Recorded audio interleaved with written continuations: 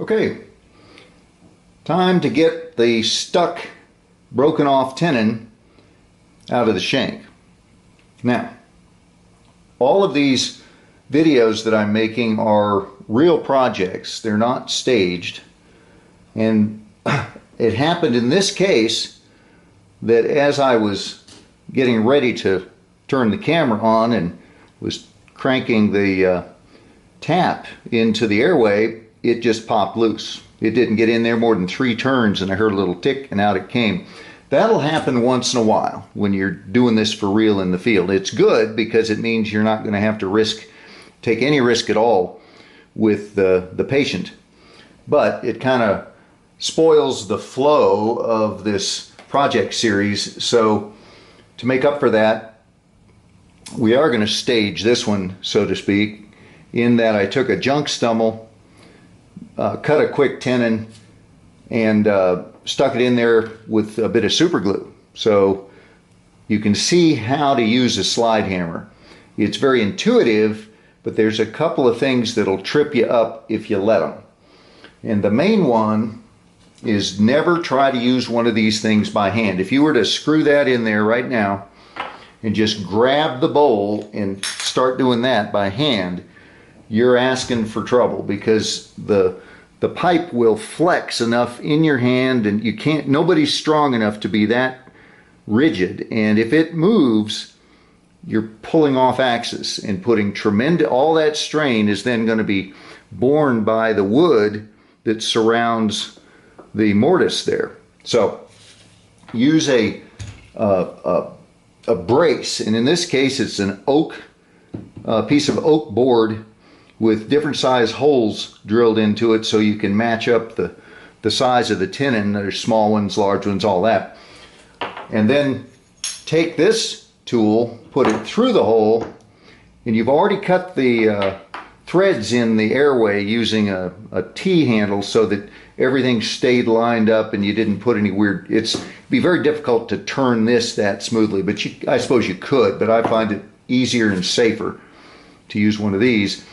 Then you back it off, and now this has threads in the hole, just like it was machined that way. And you screw it on here.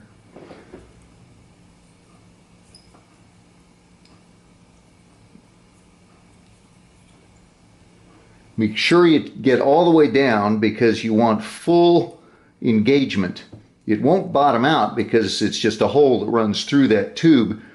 But you want the rod, the tap, to go all the way through the length of it so you have the maximum number of threads engaged.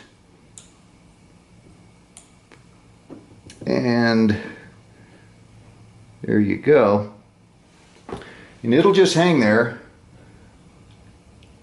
Take a little, on your first time with this, the instinct is to just kind of give it a jerk, but your arm is going to move as a hinge. Your elbow is going to be like a hinge, so your hand's going to move in a radius, and as soon as you pull that off of square, it'll do that, and the corner, the edge of your shank face it could break it.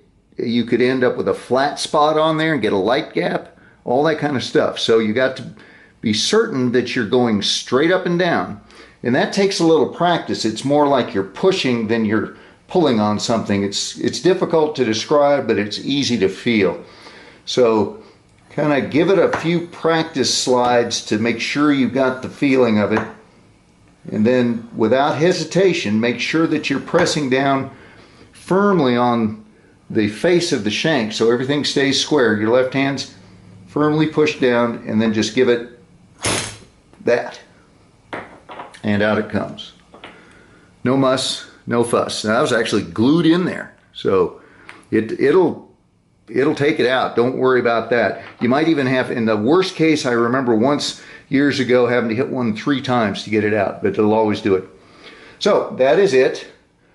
And now we're down to the next step on our project pipe. I'm going to level this broken portion off without that being on camera. There's no need for that. You guys can cut that flat.